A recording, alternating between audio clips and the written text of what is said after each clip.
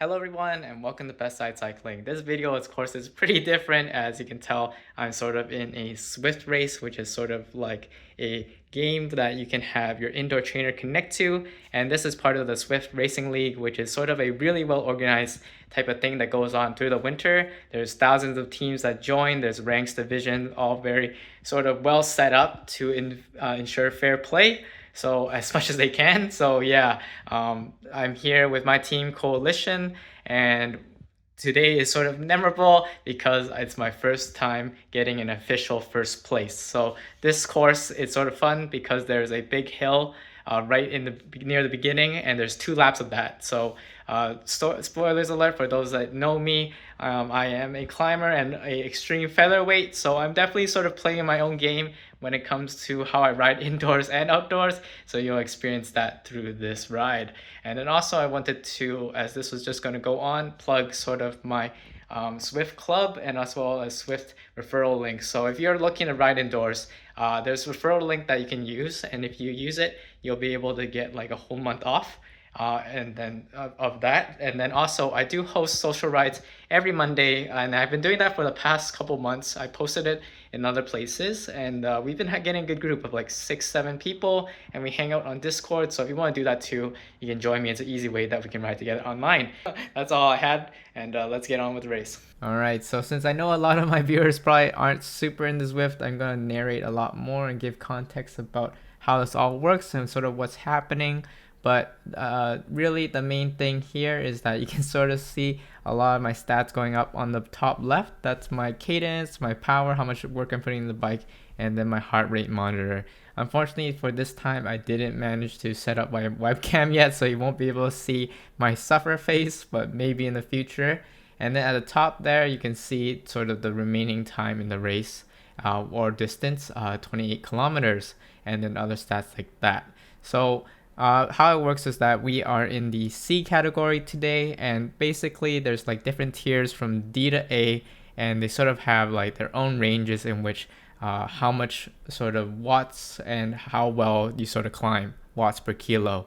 And because I am such a irregular weight at 50-ish kilograms, and for those new to the channel, this is indeed true. I'll even put a scale here, but I've always been that way. But anyway, how it ends up working then is that basically usually those baselines and ranges works well for like the average size people. That means they're like really roughly the same amount of power and effort that they're putting in the bike. But for me, what this means is that I can probably climb a lot better than the group that I'm in, but when it comes to any flats or descents, just like in real life, I'm really going to suffer. So it means that I really have to strategize and sort of work around that. So you can see this is a course called the London Loop Reverse, and on the top right you can see like sort of that big mound hill right over there. That's the one hill that we need to do, Fox Hill, each time, and we do it twice. So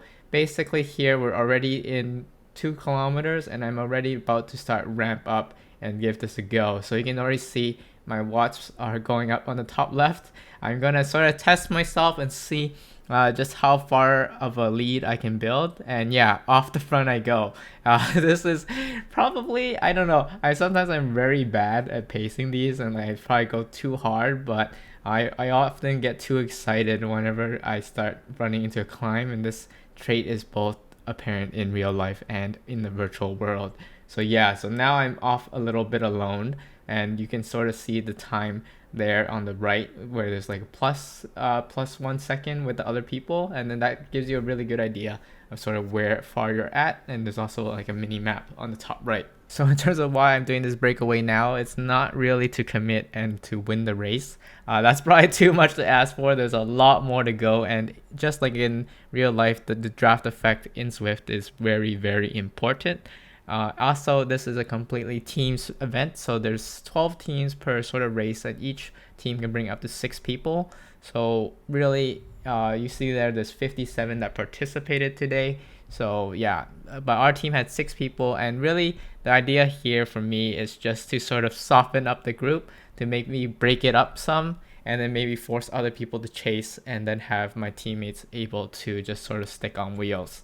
But overall, after this, the big hill, a lot of the course is flat, so a lot of my sort of advantage probably will get eaten away, which you'll sort of see in the video. But yeah, we're now sort of in definitely the steepest part of it. My wattage is ramping up, and it's just gonna be go time. As you can see on the right, everyone's sort of pushing it more now. And really, my idea here and the courses that I will do the best overall in this Zwift Racing League is one with just the most prolonged climb as possible.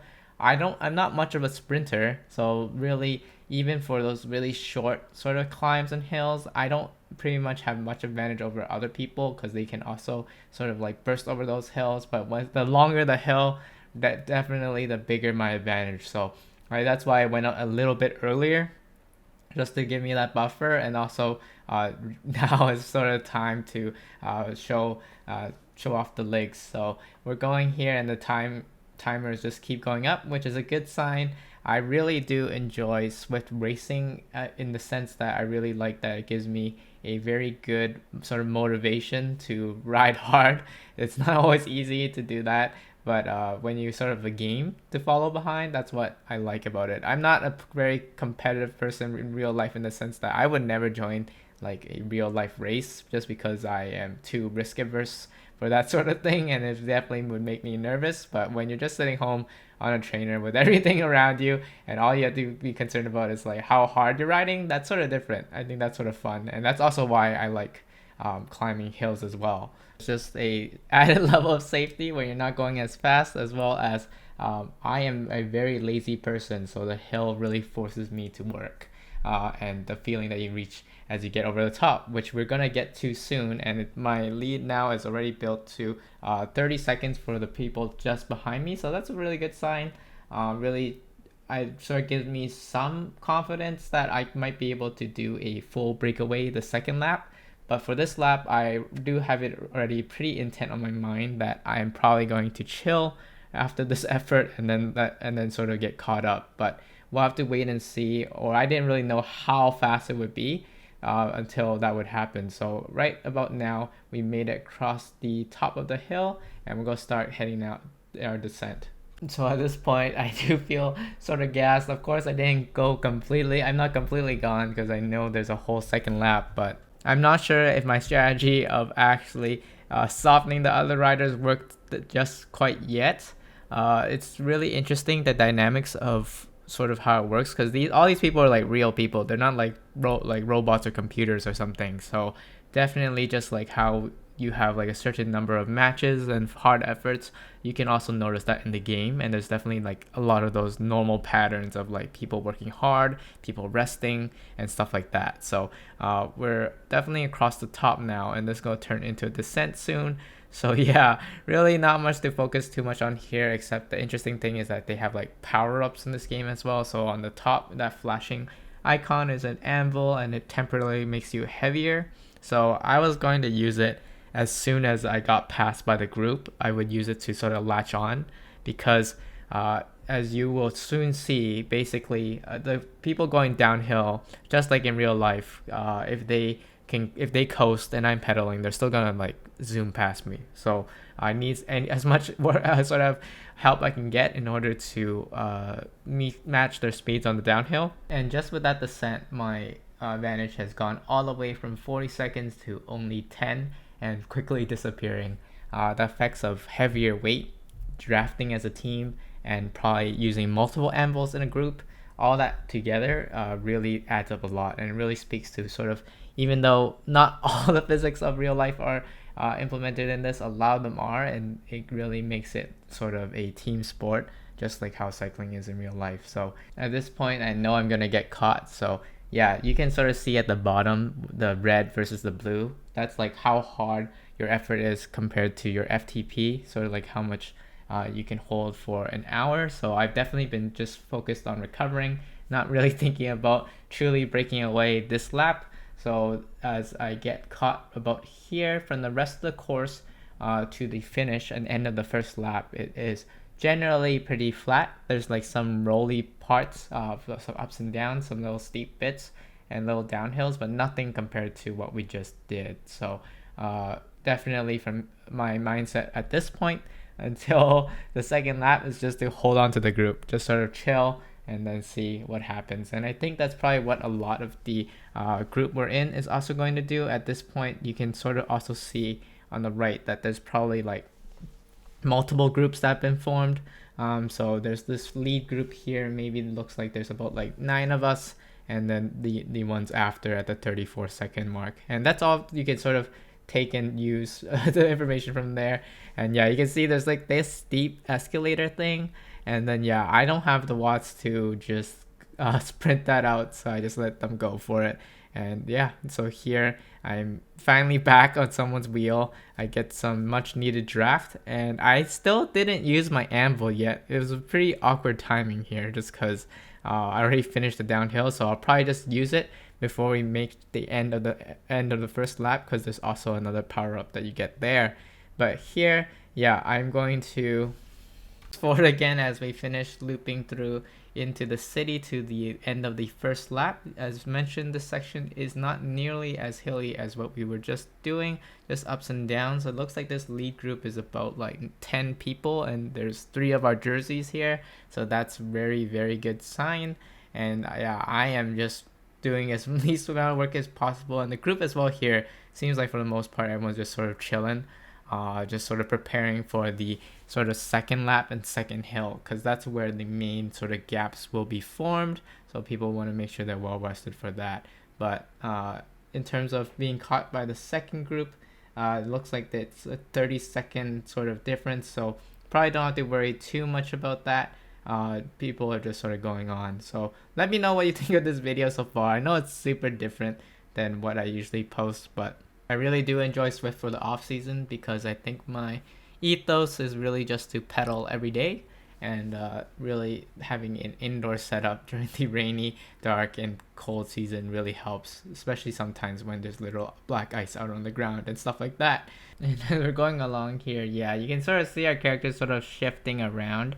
This is all determined by Zwift, so basically they sort of they determine the pack dynamics and how people sort of shift around. But the draft that you get is like exactly what it would be like in real life. So if you're behind a character, that's when you get draft. It's not like it works any different. So there's that aspect, but generally it does a pretty good job of like making you more or less a very efficient type of rider going through. But it's definitely something interesting to note as we are just about finished lap 1. There is a final, I think, uphill and then downhill to the finish, so the very slight incline here where I naturally just creep up just because of my weight, and then here is a downhill to the finish, so that will come a little bit of note when it comes to the second lap. So all right, now we're really here and done the first lap. The second lap is the exact same thing. You guys know now a lot of the layout and everything, and sort of the how it's gonna go.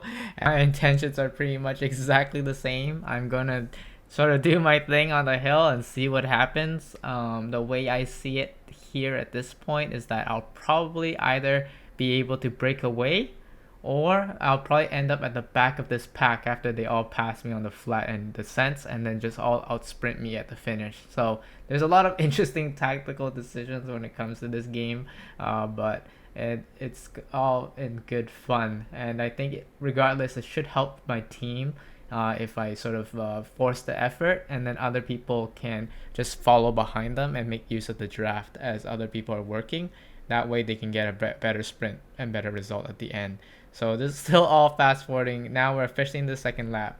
Another interesting thing to point out here is that we have a 4th teammate that sort of just came all the way from the back, caught up with the group, and then just sort of blasted forward. So they definitely worked hard, and they now are pushing us all as we finally make it here to the hill again. Similar spot as before. I probably again went out just a little bit early as soon as I saw this red banner on the left and the gradient just pitched up, but I just got super excited.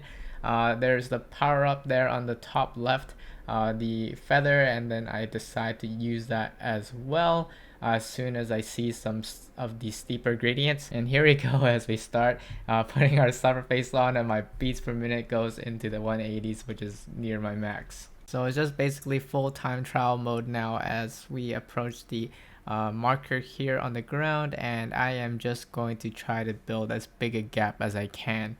I probably did push the first lap a little bit too hard, so I feel like this effort is going to just be about the same as what I did for the first one. It ended up being I think a worse split, and I was like a little bit slower here when I look back on the data, but it ended up like very, very similar. So next time I probably should save some and try to make the second lap a lot more punchier than the first. But it still worked out still, because you know the end result, but it actually didn't end up being that far apart. It ended up being actually really close, which you'll see in a bit. But I'm still building on my advantage here. It looks like it's still about 30 seconds with the most of the group. There's a little bit of movement between them, but I think they're basically all going to gather up as they reach over the top. But for me, I definitely have other plans. Plans to hopefully break away and see what happens. For given the first lap that I got caught, my hopes weren't actually that high right now. I thought that like because of the group, it would be a lot harder to really get away. And usually a 40-second to a minute gap is like pretty brutal and like pretty fatal for the group, and like the person probably can make it. But it's just a much more sort of precarious and exceptional situation just because of my weight category. But yeah, we can see we made it here to over the main climbing sections, and I have just about 42 seconds on the group. So that's going to be what I'm working with here as we finally crest over the top of the hill. And now I'm considering my life choices and how to do this. But I think overall I am going on the mindset now that I'm going to try to keep away for as long as possible and see if I can win this thing. On the downhill now, I'm making use of the anvil. I probably didn't pick the steepest section downhill for it, but at least I think it helped a bit, as it just gets my speed up, and I'm just going to keep on pedaling at this point. It's just going to be the little engine that could. I mean, I'm still not going to expend too many watts here, because the downhill portion is not very efficient to pedal hard in, because your speed up is already very, very high. So yeah, but you can already see that my advantage is already sort of disappearing little by little. From 42 seconds, we're already at 34. So it's really just as far down this hill I can get to, as I think we're just about cresting closer to the bottom of it. And yeah, I was sort of losing a bit of hope here. I wasn't really sure if this was going to really work out in terms of me making it all the way, but it's not. When I looked up and saw that it was like only 6 kilometers, I held just a little bit of hope. But we are now at the train station.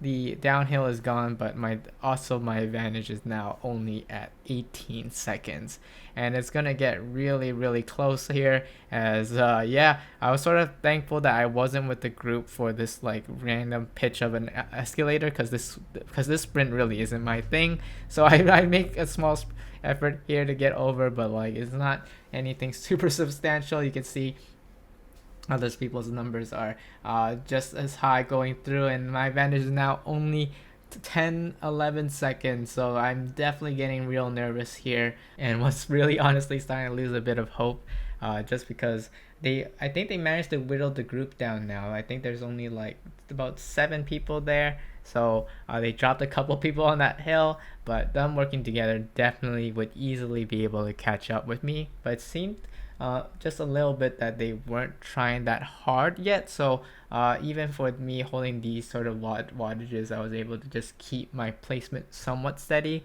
And that's really a big part of this too, is that all my teammates are on Discord and communications with me, so I can get some more detailed info about what was going on, and they were encouraging me the whole time to just keep trying. As soon as I saw a hill, I just put whatever extra little watts I could, and then see if we can make it all the way. And yeah, I mean, this is getting really, really close, as they are now down all the way to like 9 seconds, 10 seconds, and this is a downhill, so it's even gonna be worse for me, and probably see it drop a little bit more. But as we enter this final straight before the downhill sprint, a sort of very interesting thing happens. I did not expect it, but everyone behind me just starts putting their foot off the gas pedal, and it definitely was probably due to the point structure for this. How it works is that the amount you score is 80 minus your placement, so 80 minus first place would be 79, and that basically means that there's not much difference in pointage for just like the top positions, so there doesn't really make much sense to risk it all. And as well as that top group, I think, has 3 of our teammates, so my teammates definitely won't put the work to specifically chase me before this before the sprint. So all of that sort of adds up, being into a really nice effect here as I can sort of build my lead again. I'm using whatever's left. It's not a lot, but you can see my heart rate just maxed out there, right about the mid 180s, and I can just do what I can. Whatever I have left, it's definitely just going to pedals now as I can somehow build my lead back up to about 20 seconds. And I know that sounds like a lot, and usually for most people in similar situations, this would basically be a complete cinch, but I've been in these situations before, and I know how fast that time can disappear, especially on the flats, especially in a sprint. With only 1.2 kilometers to go, I basically do not have a sprint left. I know myself, I never been able to do sprints in real life or in Zwift, so that time is going to evaporate. Even though it's setting steady at 20 seconds now, I am basically spreading out my effort across this whole 800 meters left. Whatever I had, I'm just gonna use it across. There's no need for me to pace for a sprint here, but I do try to put a little extra for this uphill. But you can already see the time is now going in the reverse directions. There's 16 seconds gap now, and it's gonna very quickly close as I am just staring at the clock there, giving the minimum effort I can to just barely stay ahead. As we finally revert the video back to real time, you'll sort of feel how long this felt to me, because it felt like forever. Just trying to hold off this group. I'm completely tapped out. My heart rate's sort of all the way up. There's only 200 meters left, but you can see sort of how fast this gap is closing. Like, I know it's closing as they're all sort of starting their effort now, and they go down to 10 seconds. I got 40 meters, and I somehow make it with at the end of the day, only a gap of 7 seconds behind the next person. So really, it ended up being a lot closer than I thought. Our team took the whole podium, 1, 2, 3, and I really like to think that it was due to our team tactics. Basically, having me in the front meant that everyone in the back group, it was most likely the other people chasing and putting the effort, sort of weakening them up for the sprint. So yeah, hope you enjoyed that. I know that was a lot different type of video than I usually make, but this was sort of fun, and see you in the next one.